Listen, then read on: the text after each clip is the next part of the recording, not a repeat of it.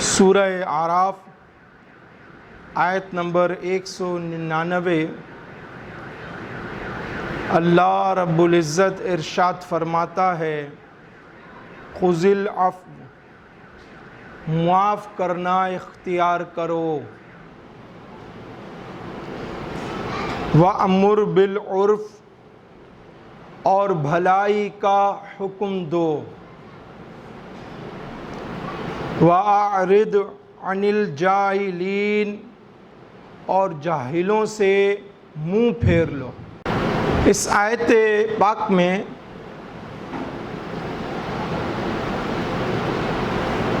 اخلاق کی جامع ترین تعلیم بیان کی گئی ہے۔ اگرچہ قرآن مجید فرقان حمید کی تمام آیات اخلاق عالیہ کی تعلیم دیتی ہیں، اسلام نے اگرچہ حقوق یا ان کا بدل لینے کی اجازت دی ہے۔ حقوق کا تعلق خواہ مال سے ہو یا بدن سے،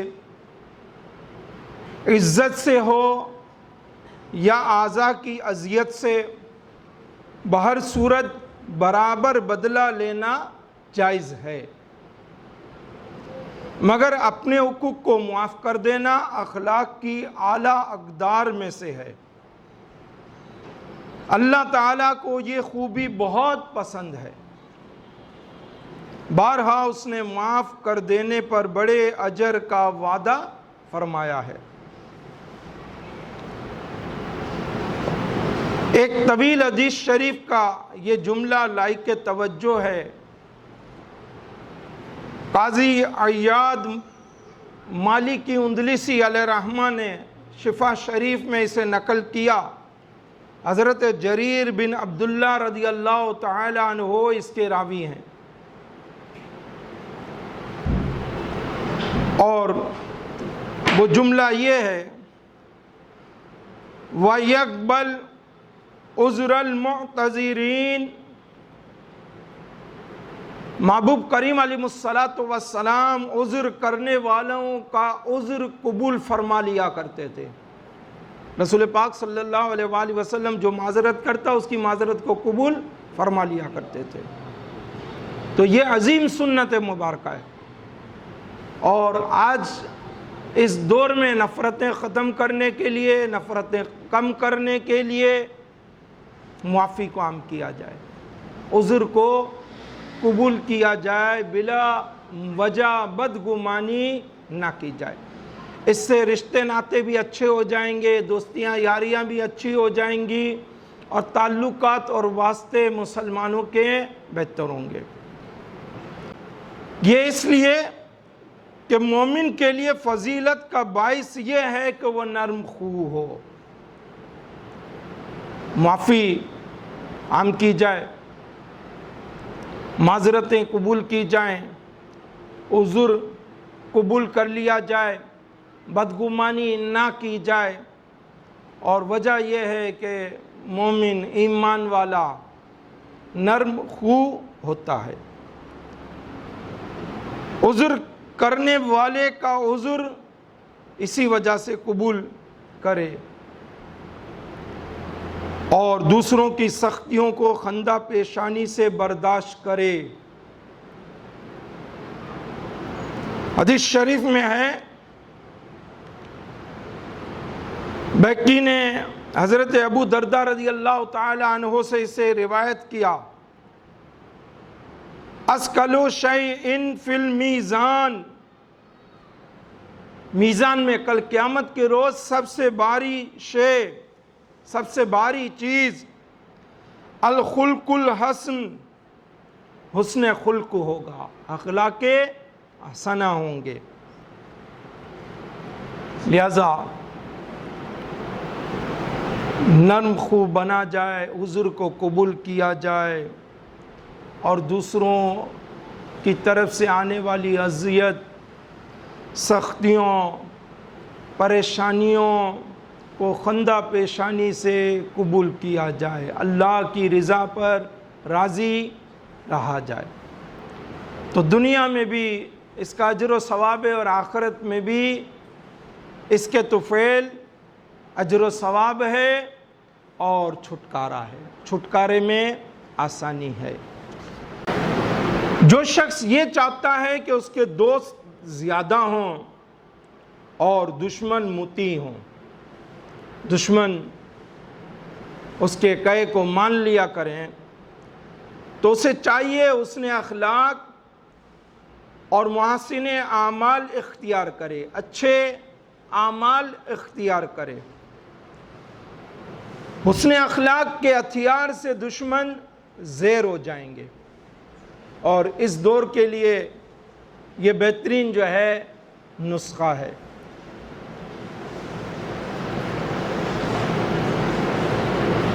ایک بدوی صحابی ابو جری جابر بن سلیم رضی اللہ تعالی عنہ بارگاہ رسالت میں مکہ معظمہ میں حاضر ہوئے۔ سواری کا جانور مسجد حرام کے باہر باندھا، آ کر بارگاہ رسالت میں سلام پیش کیا، السلام علیکہ یا رسول اللہ۔ آقا کریم علیہ الصلوۃ والسلام نے جواب ارشاد فرمایا۔ صحابی رضی اللہ تعالیٰ عنہ نے عرض کی، یا رسول اللہ صلی اللہ علیہ وآلہ وسلم، ہم بدوی لوگوں کے مزاج میں سختی ہوتی ہے، برائے کرم ہمارے درست سخت لہجے کو معاف فرمائیے گا۔ نیز ارشاد فرمائیے وہ کون سا عمل ہے جو ہم اختیار کریں تو اللہ تعالی ہمیں اس سے نفع دے۔ محبوب کریم علیہ الصلوۃ والسلام نے ارشاد فرمایا، اتق اللہ، اللہ سے ڈرتے رہو، ولا تحقرن من المعروف شیئا، کسی نیکی کو حقیر نہ جانو، ولو ان تفرغ من دلوک فی اناء المستسقى، اگرچہ پیاسے کے برتن میں اپنے ڈول سے کچھ پانی ڈالنا ہو، وَأَن تَلْقَى أَخَاكَ وَوَجْهُكَ إِلَيْهِ مُنبِسَطٌ، اپنے بھائی سے خندہ پیشانی کے ساتھ مل، وَإِيَّاكَ وَإِسْبَالَ الْأَزَارِ، تے بند کو لٹکا کر نہ باندھ، فَإِنَّ إِسْبَالَ الْأَزَارِ مِنَ الْمَخِيلَةِ، کیونکہ تیبند کو لٹکا کر باندھنا تکبر کی علامت ہے۔ وَلَا يُحِبُّهَا اللَّهُ، اور اللہ تعالی اسے پسند نہیں کرتا۔ وَإِنْ إِمْرَأٌ شَتَمَكَ، اگر کوئی تجھے گالی دے، وَأَيَّرْكَ بِأَمْرٍ لَيْسَ هُوَ فِيكَ، اور اس شے سے عار دلائے جو تجھ میں نہیں، وَلَا تُعَيِّرُهُ بِأَمْرٍ هُوَ فِيكَ، تو اسے اس شے سے عار نہ دلا جو اس میں موجود ہے، وَدَعْهُ، اور اسے چھوڑ دے، يَكُونُ وَبَالُهُ عَلَيْهِ، اس کا وبال اس کے سر رہے گا، وَأَجْرُهُ لَكَ، اور تیرے لیے ثواب ہے اور تیرے لیے اجر ہے۔ وَلَا تَسَبَّنَّ أَحَدًا، کسی کو گالی نہ دے۔ حضرت جابر بن سلیم رضی اللہ تعالی عنہ فرماتے ہیں، اللہ کی قسم میں نے اس کے بعد نہ تو کسی کو گالی دی، نہ بکری کو، نہ ہی اونٹ کو۔ کہ آدمی غصے میں آتا ہے، غصے میں بے قابو ہو جاتا ہے، تول فول جو ہے کہہ ہی دیتا ہے، جانور کو بول دیتا ہے۔ لیکن آپ دیکھیے کہ محبوب کریم علیہ الصلوۃ والسلام نے تعلیم ارشاد فرمائی، اور صحابی رسول علیہ الصلوۃ والسلام کا عمل کیسا تھا بس محبوب نے جو فرما دیا سو فرما دیا اور اس کو اپنے پلے باندھ لیا، اور پھر یہ حال مبارک ہو گیا کہ انسان تو انسان، آپ فرماتے ہیں جانور تو کبھی میں نے گالی نہیں دی۔ وَأْمُرْ بِالْعُرْفِ، اور بھلائی کا حکم دو۔ یہ آیت مبارکہ میں ارشاد ہوا بقدر استطاعت ہر مسلمان پر امر بالمعروف فرض ہے، بھلائی کا حکم دینا فرض ہے۔ علم، استطاعت، ماحول اور اقتدار کے موافق ہر ایک کو نیکی کا حکم دیا جائے، جیسا علم ہو، جیسا ماحول ہو اور جیسا اس کا لیول ہو، درجہ ہو لوگوں کے اندر، وہ نیکی کا حکم دے۔ امر بالمعروف میں شریعت کے تمام احکام شامل ہیں۔ حلال و حرام اشیاء کے بارے میں اللہ تعالیٰ اور اس کے رسول علیہ الصلاۃ والسلام کی احکامات کی پیروی کے متعلق، صلہ رحمی، اعضائے انسانی کو گناہوں سے محفوظ رکھنے کے متعلق اور دار آخرت کے لیے توشہ کی تیاری وغیرہ تمام مراحل امر بالمعروف میں شامل ہیں۔ یہ تمام باتیں امر بالمعروف میں آتی ہیں۔ یاد رکھیے والدین کی احکام کی تعمیل معروف کاموں میں فرض ہے، بھلائی کے کاموں میں فرض ہے۔ حضرت اسماء رضی اللہ تعالی عنہ، ہماری ماں عائشہ صدیقہ طیبہ طاہرہ رضی اللہ تعالی عنہ کی بہن ہمشیرہ، فرماتی ہیں کہ میری والدہ مشرکہ تھیں، وہ مکہ مکرمہ میں میرے پاس آئیں، میں نے حضور سید عالم صلی اللہ علیہ وآلہ وسلم سے دریافت کیا کہ کیا میں ان کے ساتھ بھی صلہ رحمی کروں؟ سرکار کریم علیہ الصلاۃ والسلام مصطفیٰ جان رحمت صلی اللہ علیہ وآلہ وسلم نے ارشاد فرمایا، صلی امک، اپنی ماں کے ساتھ صلہ رحمی کر۔ مسند احمد میں امام محمد بن حنبل نے اس حدیث مبارکہ کو نقل فرمایا۔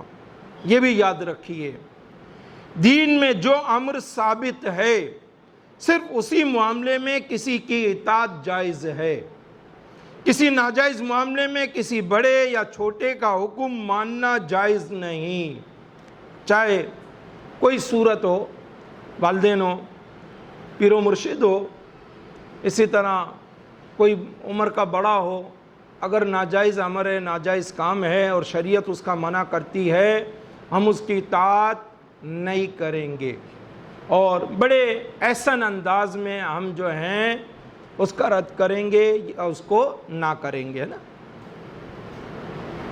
حدیث شریف میں ہے، آقا کریم علیہ الصلاۃ والسلام نے ارشاد فرمایا، انما الطاعۃ فی المعروف، اطاعت تو صرف نیکی کے کاموں میں ہے۔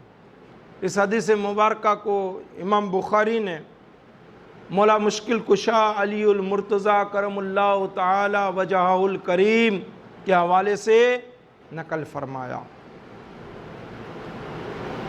بندوں سے متعلق جو حقوق ہیں وہ دو طرح کے ہیں، ایک وہ جن میں معافی اور درگزر جائز بلکہ مستحب اور مطلوب شرع ہے، یعنی شریعت پسند کرتی ہے، چاہتی ہے کہ ایسا کیا جائے، درگزر کیا جائے، معاف کر دیا جائے، جیسے حقوق مالیہ، یعنی دوسروں کے ذمہ مال واجب ہو تو اس میں تسہیل، آسانی، تاخیر یا معافی جائز ہے، جو اس شخص کے لیے آسان ہو۔ مثلا آسانی دینا آسان ہے تو یہ کام کر لے، رقم بڑی ہے اور اس کی ضرورت ہے تو آسانی دے دے اس کو، جیسے کسی نے ادھار لیا ہو، اس کو جو ہے آسانی دے دے، وقت دے دے، مہلت دے دے، پھر مانگے، پھر دے دے، پھر مانگے، پھر دے دے، تو اس کو اتنا مال روز صدقہ کرنے کا اجر ملتا ہے، ثواب ملتا ہے۔ اسی طرح اگر معافی دے سکتا ہے، مال کا یہ نقصان برداشت کر سکتا ہے تو اللہ اور اس کے رسول کی خاطر ایسا کرے اور معافی دے دے، جو جس کو جیسی آسانی میسر ہو۔ اسی ضمن میں ذاتی اور شخصی حقوق ہیں۔ دوسرے حقوق جو بندوں سے متعلق ہیں وہ جن میں ڈیل یا معافی جائز نہیں ہے، جیسے حقوق شرع، ان میں ڈیل سے دین متغیر یعنی تبدیل ہوگا اور حق باطل ہو جائے گا، سچ چھپ جائے گا۔ مثلاً کوئی شریعت کی حدود توڑ رہا ہو تو اسے روکنا لازمی ہے۔ تو پروردگار کریم ہمیں معافی عام کرنے کی توفیق عطا فرمائے، درگزر کرنے والا بنائے اور دوسروں کی طرف سے آنے والی اذیت مصائب جو ہے برداشت کرنے کی توفیق نصیب فرمائے۔ وما علینا الا البلاغ المبین۔